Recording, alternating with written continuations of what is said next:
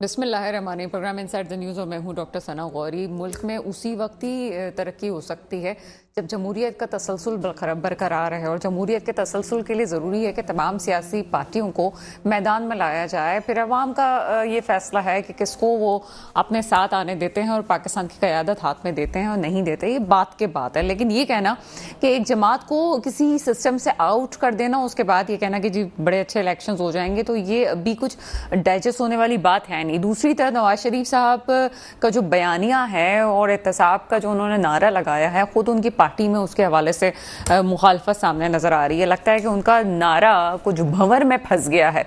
16 ماہ کی گورنمنٹ کو کوئی بھی ایکسیپٹ کرنے کے لیے تیار نہیں ہے۔ پی ڈی ایم میں شامل تمام ہی جماعتیں موجود تھیں، لیکن وہی بات ہم بار بار کہتے ہیں، ڈرائیونگ سیٹ پہ کون موجود تھا؟ لگتا ہے کہ 16 ماہ کی گورنمنٹ کو مسلم لیگ نون یاد نہیں کرنا چاہتی۔ ان کو ایسا لگتا ہے وہ بھول جائیں گے اور بھلانا چاہتے ہیں، لیکن عوام کے ذہنوں سے کیسے نکالیں گے کہ 16 ماہ میں کیا کچھ ہوا ہے۔ 16 ماہ میں وہ چاہتے تو آج اگر کوئی کہتا ہے کہ ڈالر کے ریٹ کسی کی وجہ سے کم ہوئے، یا آج کوئی یہ کہتا ہے کہ جرائم شرپسند عناصر کے خلاف کارروائیاں بڑی تیز ہو گئی ہیں، اس میں یہ بھی کہا جا رہا ہے کہ افغانیوں کو ملک بدر کرنے کی بات کی جا رہی ہے، اور 11 لاکھ وہ لوگ جو کہ یہاں پہ غیر قانونی طور پہ رہ رہے ہیں یا پھر اسمگلنگ میں موجود ہیں، ملوث ہیں، ان کو ملک بدر کرنے کی بات کی جا رہی ہے۔ 16 ماہ میں کیوں نہ ہو سکا؟ الیکشنز والی بات ہوئی، حلقہ بندیوں کی بات ہوئی، 16 ماہ بہت عرصہ ہوتا ہے، ہو سکتا تھا پہلے، لیکن اس وقت بھی نہیں ہوا۔ جاتے جاتے جناب پی ڈی ایم نے یہ بھی کام کیا کہ یہ بھی کر کے گئے، لیکن اس کے باوجود جو کچھ 16 ماہ میں ہوا وہ کسی بھی صورت مسلم لیگ نون بھی ایکسیپٹ کرنے کے لیے تیار نہیں ہے کہ ان کی گورنمنٹ تھی۔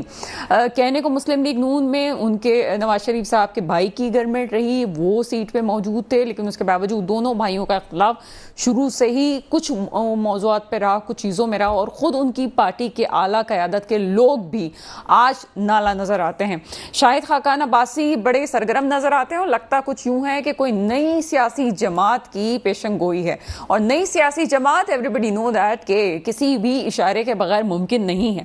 تو کیا ان موجودہ حالات میں پاکستان اب کسی نئی جماعت کو افورڈ کر سکے گا، یا انتخابات میں اب کسی نئی جماعت کا رول ہو سکے گا؟ تمام موضوعات پہ بات کریں گے۔ میرے ساتھ موجود ہیں منور مرزا صاحب، آپ تجزیہ کاری سے پروگرام میں آپ کو ویلکم کرتے ہیں، اور ہمیں جوائن کریں گے ایڈوکیٹ امین معظم بٹ صاحب، پی ٹی آئی سے آپ کا تعلق ہے اور کچھ دیر میں ہمیں جوائن کرتے ہیں۔ سب سے پہلے منور مرزا صاحب کی طرف چلتے ہیں۔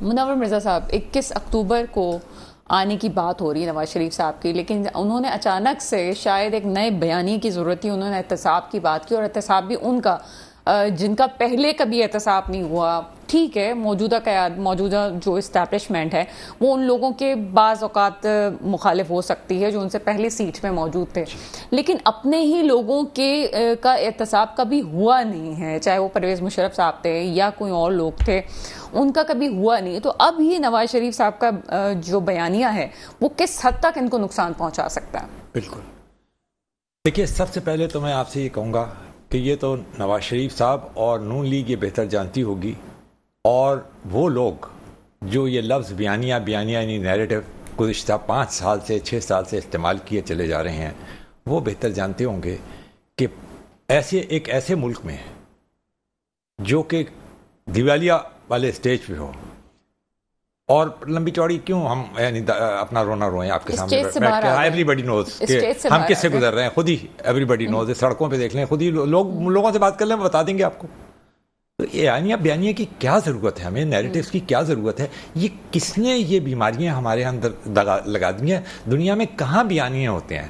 پولیٹیکل پارٹیز جب الیکشن میں جا رہی ہوتی ہیں، بنیادی طور پہ وہ منشور دیتی ہیں، اور منشور کے اندر وہ آؤٹ لائن کرتی ہیں کہ ان کی اکنامک پالیسی کیا ہے، ان کی فارن پالیسی کیا ہوگی، ہمسایوں کے ساتھ تعلقات کیسے ہوں گے، اور جو برننگ ایشوز فیس کر رہی ہوتی ہے نیشن، اس کے اوپر، جیسے آپ اس وقت افغانستان کا ہمارا مسئلہ چل رہا ہے، ٹھیک ہے، یہاں رک جائیں۔ مجھے یہ بتائیں کہ آپ کو لگتا ہے کہ پاکستانی عوام اس وقت اتنی باشعور ہے کہ وہ منشور کو سوچے گی کہ منشور کون سی پارٹی کیا دے رہی ہے؟ اس وقت پی ٹی آئی کے پاس کوئی منشور نہیں تھا، لیکن اس کے باوجود بھی ابھی بھی یہ سب کچھ ہونے کے بعد بھی پی ٹی آئی کے ہمیں بڑے فالوورز نظر آتے ہیں، لیکن منشور نہیں ہے ان کے پاس۔ یہ منشور والا جو چیزیں تھیں یہ ہمیں بہت پہلے، تقریباً 20 سال پہلے تک تو نظر آتی تھی کہ چل رہا ہے، ایک جماعت اسلامی ہے جو اپنے منشور پہ چل رہی ہے، آن ریکارڈ بات ہے، لیکن اور کتنی جماعتیں ہیں جنہوں نے اپنی منشور کے ساتھ چلا. اور میں یہاں پہ خاص طور پر مسلم لیگ نون یا پھر اور جو پارٹیز ہماری جو 20ویں صدی کی سیاست کر رہی ہیں ان کا ذکر اس لیے میں کر رہی ہوں اس وقت کہ ان کے پاس ایسا کیا ہے جو عوام کے پاس جائیں اور یہ کہیں کہ ہمیں ووٹ دو, اب ہمیں چنو, ہم تمہاری بہتری کریں گے. وہ کیسے کہہ سکتے ہیں؟ کہ میں آپ سے آپ نے کہا نا کہ پاکستانی عوام اب منشور کے اوپر نہیں جاتے, تو اس کا مطلب دوسرے الفاظ میں یہ ہوا کہ بیانیے پہ جاتے ہیں, ہے نا؟ بالکل ایسے ہی. تو اس کا مطلب یہ ہوا کہ جہاں جتنی گڑبڑ سیاسی جماعتوں میں ہے اتنی ہی گڑبڑ ان کے لیڈروں میں ہے, اور اتنی ہی گڑبڑ ہمارے عوام کے اندر ہے. کہ آپ خود کہہ رہی ہیں 20 سال پہلے منشور کے اوپر جاتے تھے, ان پہ امپلیمنٹیشن ہوتا تھا یا نہیں ہوتا تھا, وہ ایک علیحدہ بات ہے. میں آپ کو بتاؤں منشوروں کی پاکستان میں اچھی صورتحال تھی. 2 زمانے میں ہماری میجر پارٹیز تھیں. پیپلز پارٹی جب بھٹو صاحب آئے تھے, میں بہت ماضی کبھی نہیں جاتا, لیکن وہ وہی لے کے چلتے رہے, مطلب روٹی کپڑا مکان, ہے نا, بیسکلی وہ یہی کہتے رہے, ہے نا. اور ایک سوشلسٹ ٹائپ کا ان کا وہ تھا, منشور تھا. نون لیگ بیسکلی اکنامکس کے اوپر جایا کرتی تھی, ہے نا, اور اس کے ساتھ ساتھ وہی کہتی تھی کہ ہمسایوں سے خاص طور پہ بھارت سے تعلقات کو امپروو کرنا چاہیے, اور اس کے لیے انہوں نے عملی اقدامات بھی اٹھائے. آپ نے دیکھا عملی اقدامات کیے گئے. آخرکار واجپئی وہ جو آئے تھے, اٹل واجپئی بس کے اندر چڑھ کے لاہور, تو وہ کس چکر میں آئے تھے, بعد میں مودی کس چکر میں آئے تھے, اس لیے, اور خود نواز شریف گئے تھے, انڈیا گئے تھے نا, تو ساری اس کے باوجود بھی ایسا ہوتا رہا. تو اس کا مطلب ہے پورے منشور پہ بھی اگر عمل نہیں ہوتا تھا تو کچھ منشور پہ عمل ہوتا تھا. بالکل ہوتا تھا. آپ نے کہا بالکل کریکٹ آپ نے کہا. آپ نے لفظ جب استعمال کیا, میں دیکھیے پی ٹی آئی کو میں نہیں جانا چاہتا, لیکن پی ٹی آئی بھی ایک سیمی منشور تو لے کے آئی تھی, لیکن اسے کسی نے یہ سکھایا تھا کہ منشور کی ضرورت نہیں ہے, بڑے بیوقوف لوگ ہیں. اگر اس نے خود کیا ہے, یعنی ان کے سربراہ نے کیا ہے اور ان کے دانشوروں نے پی ٹی آئی کے اندر کیا ہے, تو پھر وہ جواب دیں ہوں گے, یقینی بات ہے. سر اب تو پاکستان کا بچہ جانتا ہے کہ وہ پی ٹی آئی میں کیا ہو رہا تھا, کیوں ہو رہا تھا, کیسے ہو رہا تھا. آپ خود ہی کہہ رہی ہیں نا, اب جا کے ہو سکتا ہے کہ اب وہاں ان کے لوگوں کو سمجھ آ گئی, ان کے لیڈر کو عقل آ گئی. کا منشور آنے کے بعد تو ڈیولپ کیا تھا. دیکھیں 3 پوائنٹس تھے اس کے اندر. وہ کہتے تھے 50 لاکھ نوکری ہیں, 1 کروڑ احتساب کا نعرہ, اور سب سے بڑھ کر وہ کہتے تھے ہماری تحریک انصاف ہے, تو ہم کہتے ہیں کرپشن تھا نا ہر ایک کو. وہ کہتے تھے میں اس کو, یعنی ان کے سارے لیڈر بھی یہ کہتے تھے, ان کے سربراہ بھی یہ کہتے تھے, ساری پارٹی کا بیسکلی یہی تھا کہ سب کو پکڑ کے جیل کے اندر ڈال دیں گے کیونکہ سارے لوگ کرپٹ ہیں. اور لیکن پہلی بار ایک چیز کا ڈفرنس ہوا تھا, میں بتا دوں آپ کو. یہ ان کے آنے سے پہلے تک لوگ زیادہ تر یعنی الزام لگایا کرتے تھے کرپشن کا, نااہلی کا اور بیڈ گورننس کا بیوروکریٹس کے اوپر, اور وہ کہتے تھے سرکاری مشینری بڑی مفلوج ہے. ان کے آنے کے بعد پہلی دفعہ پی ٹی آئی کے اندر, آپ خود دیکھ لیں, اگر میں غلط کہہ رہا ہوں تو مجھے کریکٹ کرتے ہیں پلیز, انہوں نے پہلی مرتبہ یہ کہنا شروع کیا. پہلے یہ عامر کہا کرتے تھے لیکن وہ اتنی قابل قبول نہیں ہوتی تھی. پہلی دفعہ ایک سیاسی جماعت نے یہ کہنا شروع کیا کہ جتنے سیاستدان پاکستان کے اندر ہیں وہ سب کے سب کرپٹ ہیں, اور بیوروکریٹس کا احتساب نہیں ہونا چاہیے. احتساب کس کا ہونا چاہیے؟ سیاسی لیڈروں کا احتساب ہونا چاہیے. اور اس کا نتیجہ سوال تو اٹھا تھا نا کہ بیڈ گورننس زیادہ بری چیز ہے یا پھر کرپشن بری چیز ہے. میرا خیال ہے کہ یہیں پہ آ کے نہج پہ آ کے رک گئی کہانی کہ ہم بیڈ گورننس کو روئیں گے یا وہ ٹھیک تھے جو کرپشن کر رہے تھے. دیکھیے corruption is equally a bad evil, and وہ جو بیڈ گورننس ہے وہ بھی اتنی ہی بری چیز ہے. اچھا, بیڈ گورننس جنم لیتی ہے کرپشن سے, اور کرپشن جنم لیتی ہے bad governance. P T I کے لوگوں کی کرپشن اتنی نہیں تھی, مطلب ایسا نہیں تھا. ان کے ساتھ جو لوگ شامل ہوئے, وہی بات جو تھوڑی دیر پہلے میں نے کہی تھی کہ اب تو چیئرمین پی ٹی آئی بھی سمجھ ہی گئے ہوں گے کہ ان کو اپنے ساتھ کس کو رکھنا چاہیے, کس کو نہیں رکھنا چاہیے, اور خود بھی بہت ساری چیزیں لرن کرنے میں ٹائم لگتا ہے. ویسے بتا دوں آپ کو, سر ایسے تو کوئی بھٹو نہیں بن جاتا, ایسے تو کوئی بے نظیر, اور ایسے تو کوئی نواز شریف نہیں بن جاتا. ایسے دیکھیں نا, اور ایسے خود پیپلز پارٹی کو بھی it took them a very long time, around about 50 years after the fall of East Pakistan. اور آپ ابھی دیکھیں نا کیا صورتحال ہے, کیسا سیف کھیلی ہے Peoples Party. They started learning with بے نظیر.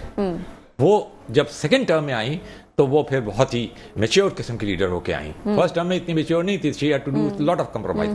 سوری میں انگریزی میں کچھ زیادہ بول گیا ہوں, میں اتنا انگریز ہوں نہیں ویسے, معاف کر دیجیے گا مجھے. سر کمپرومائز والا لفظ جو ہے نا بڑے مزے کا ہے, اور یہ کمپرومائز والے ورڈ پہ آگے بھی چلتے ہیں, اور بڑا اچھا آپ نے مجھے پی ٹی آئی والوں سے سوال کرنے کا موقع دے دیا لفظ کمپرومائز پہ. میر معظم بٹ صاحب میرے ساتھ موجود ہیں, ایڈوکیٹر, آپ پی ٹی آئی سے آپ کا تعلق ہے, ایسا پروگرام میں آپ کو ویلکم کرتے ہیں.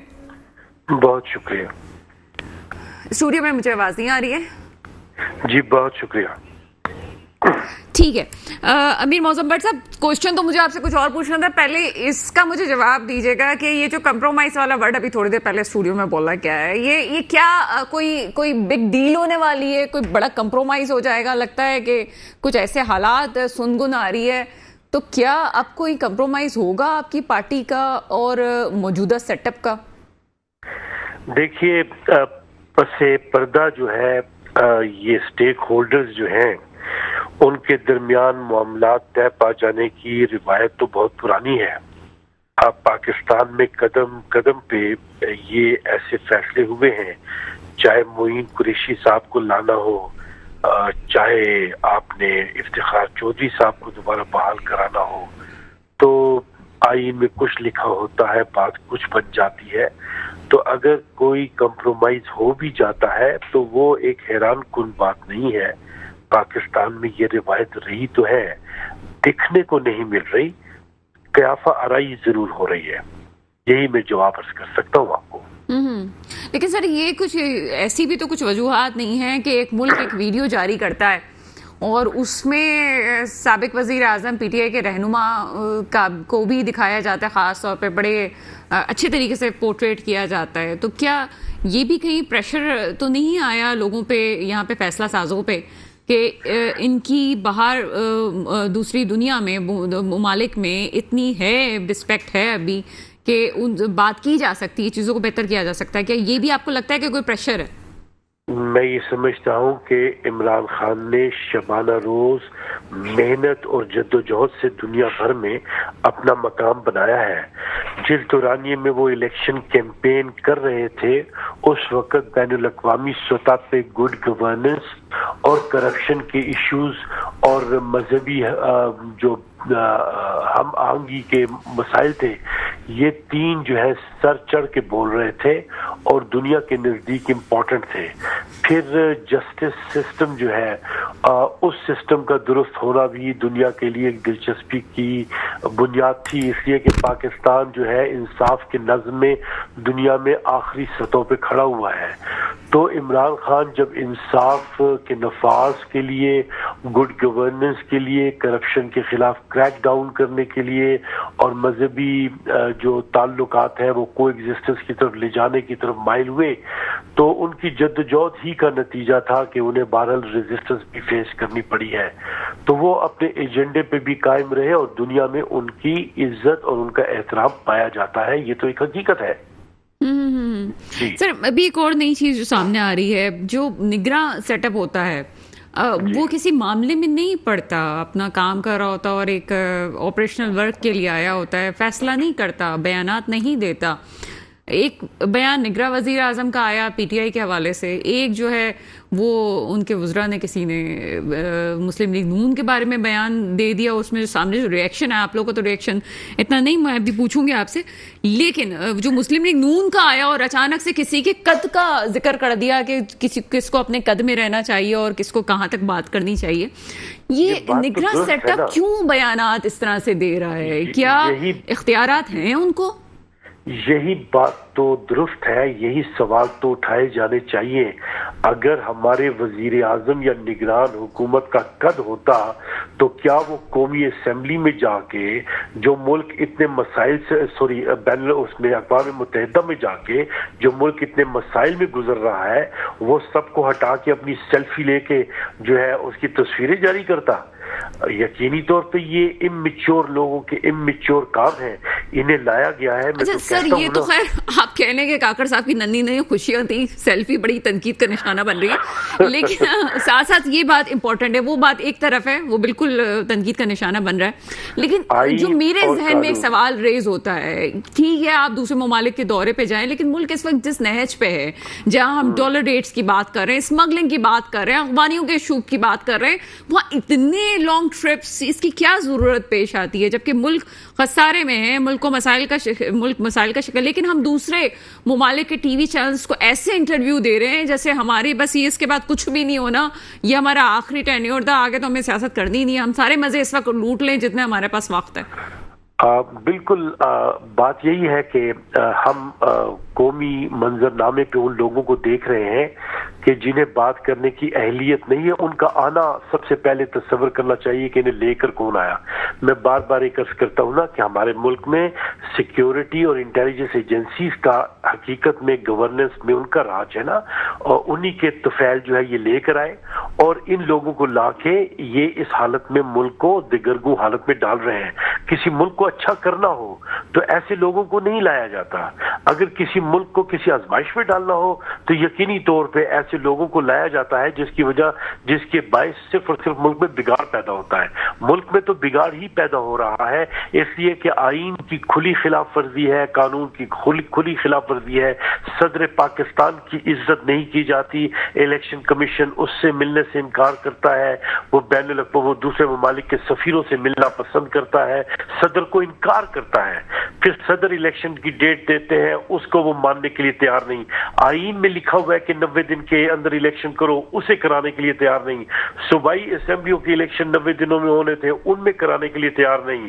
अब मुल्क के वज़राए, अब मुल्क के जो है दीगर सियासतदान अब ये मुतालबा कर रहे हैं कि और लेट करके इसे गर्मियों में ले जाएं।